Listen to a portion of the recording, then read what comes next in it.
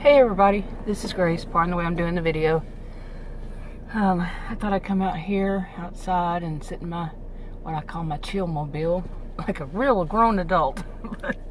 It's basically what it does. Chills me out. Gets me out of the madness in my house. It's quiet out here. And the way our house is, the living room is where the main TV is. There's another room with a TV, but downstairs, but it's made into like a bedroom, spare bedroom. No place to actually, well, there's one to sit, but it's uncomfortable. Anyway, the living room, the TV can be heard in the whole house, even with doors shut. Even the upstairs with the door shut. Could be because Adam has it too loud. But anyway, so I like to come out here, no dogs barking or whatever, no noises. You know, hey, I have to deal with nosy neighbors. Yeah, you know, when somebody sees you sitting in your SUV for over a year, you know, since what's been going on, the pandemic, since then I have been sitting out in my SUV most often to do my videos. And if they see, you see somebody in your neighborhood doing something like that, yeah, it's kind of curious. The next time and many times after that, you're just being nosy. Yeah, that's how I'm going to put it. But I thought I'd come out here and make a video, just talk, about different things, especially about some old memories. Well, you do hear an airplane, probably. Okay, now let me put it this way. On my original channel, I made a video out of the blue. I don't use that channel hardly ever anymore at all. It's had it 6 years. It was 6 years back in August 2020. So, and I put a video up on it. It was just basically some old memories, from my childhood, and part of it was basically about how, back then, in my family, I had 3 older siblings and a younger one, and I was the 4th. Okay, and both of our parents lived there. Our grandparents, for the most part, lived next door, and then they moved in with us at some point when I was in high school, I think 9th grade. But overall, it was back then, back in, when I was young. And where we lived, we didn't live in the country. We're more like townies. There was a lot of country out there, back then. There was some farms and stuff, different things like that. But it was, some people would not call it a small town. I think it really depends on what you're used to. There is an actual technical description, but I would say it was like 7,000, and most people knew one another. The people who lived closer to the town and were in the town, they basically knew one another, or they knew somebody who knew that family or something like that.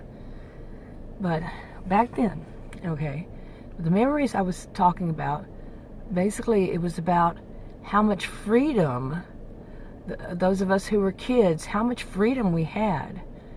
And what I did not mention in that video, was that these days, well, I think I did. These days, that would not be allowed and shouldn't be.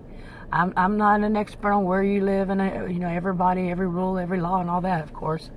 I'm not a lawyer or anything like that. I'm not an attorney, nothing. And,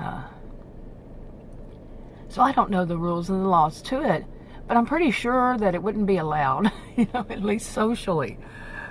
These days, but I guess in a way it depends on where you live too. Like if you live in the town or something like that, it just depends. But back then we had a lot of freedom to, and very, very, very little of anybody monitoring us. And I, from what I remember, I do not think of it was just our family. Back then. Think of it like not quite Andy Griffith Mayberry, not quite that, but just outside of it a little bit. Yeah. But we, like I said, we just had a lot of freedom. And we would do things like go to, just as kids, without it. I don't even know if we told our parents on most of the stuff, if any of us. It was mainly at the top, those of us who were old, the fourth, up to me. And my three older siblings, we got that. The younger one, no. She was a difference in age. But the four of us, we would go on adventures. We'd just go to town, like a mile or two away, and walk around and then go back. I do not think that we told our parents. I really don't. We just left. And even when we were young, we did things like when I'm talking elementary school ages. Like I said, we'd just go on adventures. We'd go to town, walk ourselves to town or to the little store. Did everybody have a little store? Even though it was a convenience store, it was the little store, And ride our bikes everywhere. Sometimes we rode our bikes to town, or sometimes we'd walk. We'd walk home from school. And two of them were just down the road, but the other one was way across town, across highways. We'd walk under them, not over them.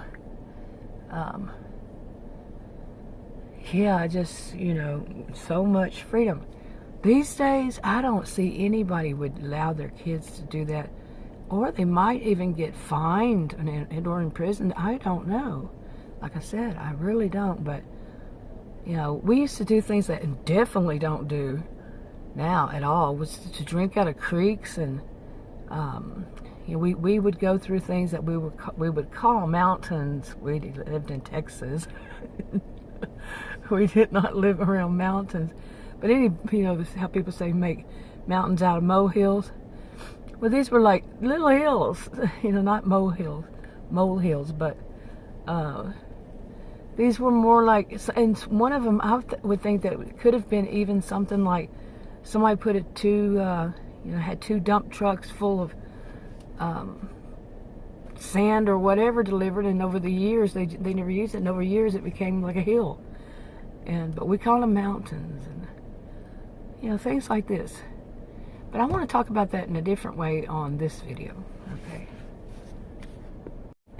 Actually, I might do more than one. I might do a few. Make a series. Because I do want to, have my memories. Do memoirs.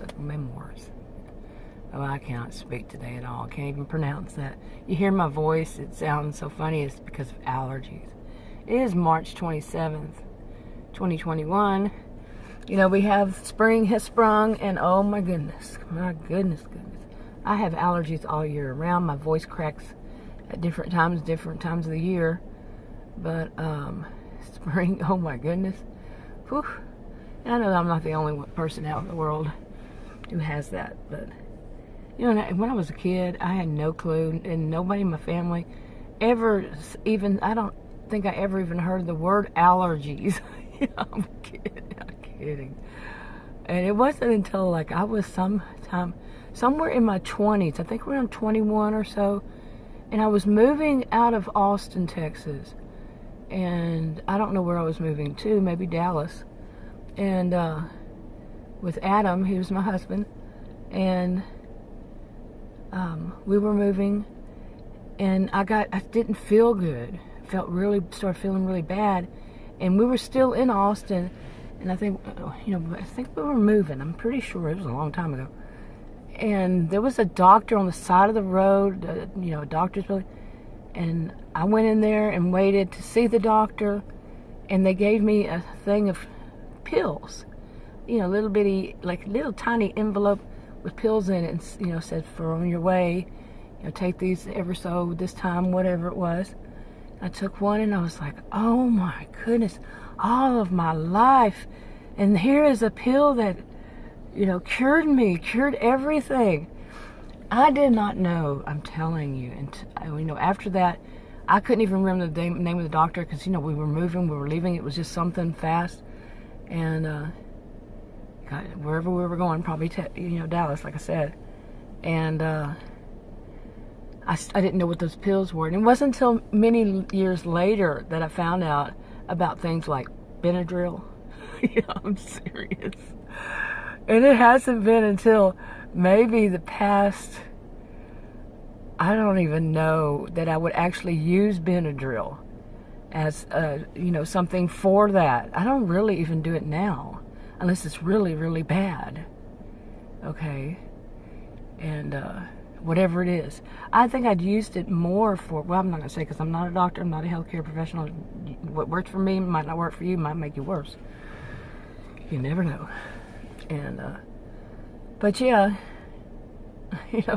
and that kind of adds to the story. You see, what I'm going to talk about in my videos is, we didn't, there were good memories attached to things, like from my childhood, but it wasn't, like you hear people talk about when they have dysfunctional families, and it wasn't until some point, I don't know, I knew things weren't right then, but not the right things to know what wasn't right. You know what I'm saying? Like back then, when we had so much freedom as kids, never did I think about it, consider it as a child. I don't think that was neglect. And neglect is abuse. Neglecting us children. I saw somebody else say this recently, but I've been saying it for years myself. I saw it online. Somebody said that I'm in my 50s. And I'm still learning things I should have learned as a child. It would never became habit for me to know that, or ever experience something and then have that, have that knowledge behind it. And these are usually little simple things. Still figuring some things out. And I was a career student, but it's not that usually those kinds of things. Okay. But anyway, but it was neglect. To let us run free, like, what is the word for it? Just children out there running like wild, primitive, maybe something. We just did whatever we wanted to do. But I do recall it being the same for, I think, pretty much all the children in the neighborhood. And our neighborhoods back then, and still are today, these were mixed. Like, you didn't have, in those neighborhoods in that side of the town of anything, you didn't have all rich streets, all poor streets, stuff like that. We're all mixed. And so it wasn't anything like that. But anyway. Now, really, I think many would see that now as neglect, that it was. Because our mother, she was the stay-at-home mom, but she stayed at home in her room. I truly think that, at some point during my adulthood, I realized that she probably had agoraphobia. We were told that she had something like anxiety. They didn't talk about things back then, but she didn't like to go anywhere. She was basically went with her mother, who had been a nurse, and so my maternal grandmother, and she'd sometimes take one of us, but go to the grocery stores with her and buy groceries for my maternal grandmother's house and hers, and ours. She'd buy they would buy the groceries together, and I think it was because my maternal grandmother knew how to calm her down, and she had to, because my maternal grandparents didn't drive. This was in the day and age when people really, there in that area, it could have been just my family. They didn't drive that much. If you could bicycle, cycle somewhere, use your bicycle, not a motorcycle, but a bicycle. Yeah, why not? It wasn't that great to go walk to town every time you needed something. They didn't have buses like you have these days. I was so totally shocked when they did start having. They didn't have like a whole busing thing, but they did have some for certain, the people who were disabled and stuff. They would have those. I was like, wow, they've progressed there, And but anyway, so my mother wasn't one to go out. And so she stayed in her room. She really didn't spend much time with us. We spent time with one another and the neighborhood kids, and on our bicycles, or playing ball in the street. And when you had ditches, yeah, and actual ditches, with sewage in them, down the streets. Think about it. Ugh, I don't know how I survived childhood, really. And whatever we could do, we just kept ourselves outside. Now, some people say, well, that sounds so wonderful and all that. But was it really? I mean, seriously, my childhood, I only heard of one bad thing happening on our street. But that one bad thing ruined that person's life. Okay. So, and it could have been unsafe for a lot of us. Okay, I meant to say that it was, could have been dangerous for all of us. It would be dangerous. Okay, I don't know. Anyway, you see what I'm saying. But, some of the things were really interesting when I was, growing up. And we had that freedom. So we got to explore. We called it adventures. Take adventures. But we did get to explore, things that if we had those, if it were like today, we never would have done. I mean, we were, back then, we were much more creative. We used our imaginations a lot. We didn't have things drawn on a little box that we hold in our hands, or we could connect to the TV and play. Hey, I started playing games when I was 18, like at the stores, Dig Dug, Pac-Man, these kinds of things. I think it was when I was 18, but before then, no. I don't think they had them. Well, actually, yeah, no. That was around the time when I was 18, was around the time they started making these things, okay? So, I see a wasp. But anyway, we basically had to use our imaginations. We had to be creative. We had to come up with our own, something to keep us busy. And we only had 3 TV channels. So it wasn't like we could sit there. There were no, there were no other escapism routes. Escape routes. I meant to say escapism, things people use for escapism. But, we had a TV with 3 channels. That was it. Nothing else. No technology. No, iPad. Oh, no cell phone. No, none of that. So we used our imaginations. We were very creative. Of course we read books, but there still wasn't that much books unless you got them at the library, in school or at the actual library. When I was young, one of our libraries, it was so interesting. It was an old house downtown. Old house. A 2-story. I think it might have been 3. But it was very small. I mean, as a kid, I saw it as very small. So it was very small. When you're a kid, you think everything's big, bigger than it is. Some of us. But it was so small.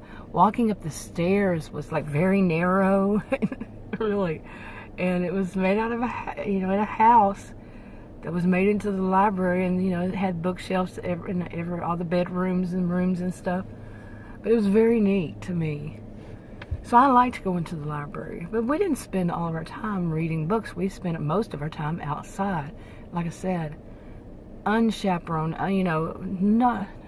not being monitored. No neighborhood people were watching us, parents, none of that. We just wild and free, and that, like I said, these days would be thought of as neglect. And, child endangerment even, perhaps, on some of it. And, but, it's interesting to think how the things have changed. But even back then, I didn't know what was outside of my, we didn't have the internet, so we didn't know what other people were doing across the country, across the globe, wherever, how life was like for them and what was allowed and what wasn't allowed. The closest thing we came to it was pen pals. Yeah, pen pals, old-fashioned pen pals. And through snail mail. There was no email, so... Yeah, snail mail, postal mail. And, yeah. Okay. Anyway, I do want to start telling stories. I do videos. I've done videos for 6.5 years, like I said. And I have more than one channel. And on some of the channels, I could never make up my mind. And there were different problems and stuff with the, YouTube channels and everything. I made videos about dysfunctional families. And dysfunctional environments, dysfunctional relationships, you know, like could be anything from boyfriend, girlfriend, husband, wife, the intimate to to friends, and onward. You know, some of us just, you know, some people had dysfunctional families, but sometimes they didn't have dysfunctional families, but they lived in a dysfunctional environment, or their social circle was, you know, their parents' social circle was dysfunctional. Or, I mean, it could be the school system. Okay, it's not always just the family, and not always involve the family. And I mean, kids in school, they're, you know, at least back then, they were in school quite a bit. And if you had a dysfunctional school system where there was corporal punishment, and mine was like that. If you made the least little bit of mistake, that's it, down to the principal. You'll get your paddling. You know, luckily I never had that happen to me. But I still to this day said, well, better be good, or you never know, you can get in trouble. And I caught myself doing that years ago. You know, the basic way it puts into your mind is you're going to be in trouble. When you're an adult, you're not going to be in trouble, you know, unless you're in trouble with the law or something like that. We all know. I don't need to explain that to anybody. But I want to do more videos on this. Yeah, more videos on this topic. And, you know, but one thing I do want to say is, you know, don't let their dysfunction take away from your memories as a childhood. But at the same time, know that whenever you do think about your childhood and those good memories, it might trigger that nostalgic kind of, you know, or homesickness, or, you know, remembering that person that was truly dysfunctional for you. And you might want to get back in contact with them. You know, I'm not going to tell you what to do either way, but, you know, just be aware of that. Like if you're no contact with somebody because they were so dysfunctional or something, you know, sometimes we get nostalgic. Sometimes we remember the good times and think, oh, well, I want to go back because of the good times, and then it turns out awful. Trust me, I know. But people have to be responsible for what they do, you know, their own actions and inactions. There are consequences to what we say, do, all that. And nobody's going to pay the price for you, so, you know. Anyway, I'll wrap this up. Talk to you on another video.